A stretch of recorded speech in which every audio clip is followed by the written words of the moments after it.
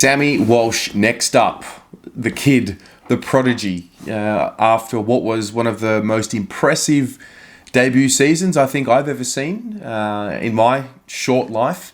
He continued on with a really good second season. There was probably a patch there early in the season where his numbers weren't anywhere near what they were last year, and what was once a guy who was known as a prolific ball winner, he was now being moved to a wing, and therefore it was a role change, and with that came a bit of an adjustment. So he had a few games, for example, round 5 against the Saints, he had 13 touches, and I think round 7 against Port, he had the 16. However, he did kick himself a couple of goals that game, and there was some talk about how he's hitting the second-year wall and the second-year blues, and Kane Cornes obviously led that, and then all of a sudden, I feel like his season really turned around, probably from the Port game. Obviously, the big moment with the big mark, which, as we all know, is now Mark of the Year.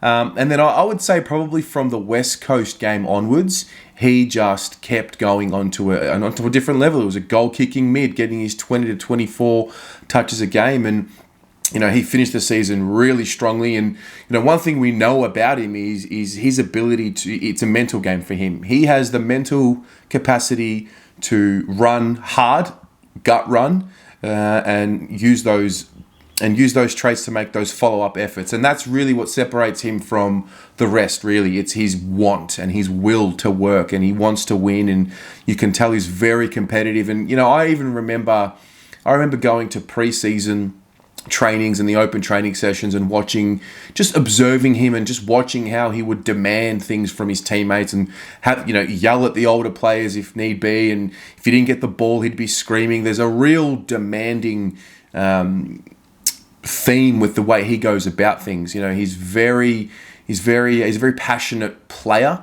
He speaks very well.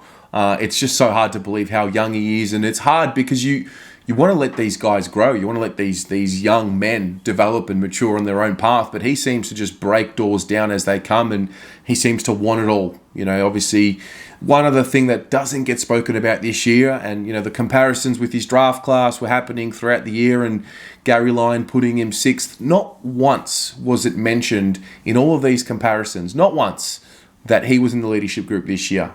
He was voted in by his peers to be in the leadership group, and for whatever reason, that didn't get mentioned by the mainstream media. But having said that, that's why we have a Blue Abroad YouTube channel, to get the real story.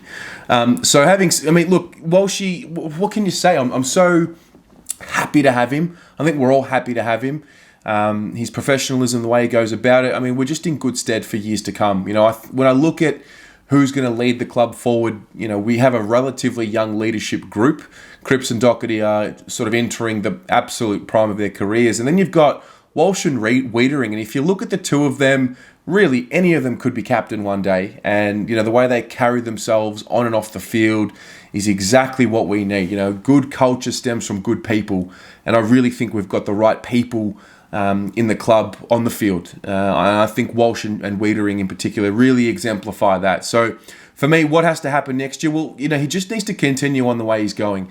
If he's going to be a 25 possession a game type midfielder, then that's going to be fine with me. I personally think he should go back onto the ball eventually. I understand that they wanted to put him on the wing because he's got that incredible running power. I wouldn't be disappointed with it, but I think he's best work is done around stoppages. I think he can add the explosiveness to his game. I think linking up with Cripps and Zach Williams and eventually Adam Sard and Sam Petrovsky-Seton through there, I think is just going to be something we'll be marveling at for years to come. And I kind of just want to put the brakes on a little bit and let him grow, but he just keeps wanting more and taking more, and he deserves every bit of it. So I hope we don't hear any more of these comparisons. We know what it's like in this landscape, especially with the 2018 draft crop. For whatever reason, Walsh has 1 or 2 bad games, and who's coming out to get him. So that's going to be an interesting one, to watch over his career. But we just finished year 2 of the Sam Walsh experience. I cannot wait to see what he becomes and how he develops and matures. So that's my take. I'm keen for him to go back on the ball, back at centre stoppages, and I think we do have the Cripps help, so to speak. But what about you? How'd you see his season? impressed. I'm sure we're all impressed. I think we're all impressed. But I want to get some insight from you guys about his role. Do you like him on the wing? Do you prefer him to go back into the middle on the ball a bit more? Do you like him forward of centre? I know he did add the goal kicking element to his game this year, which was very impressive. So let me know your thoughts.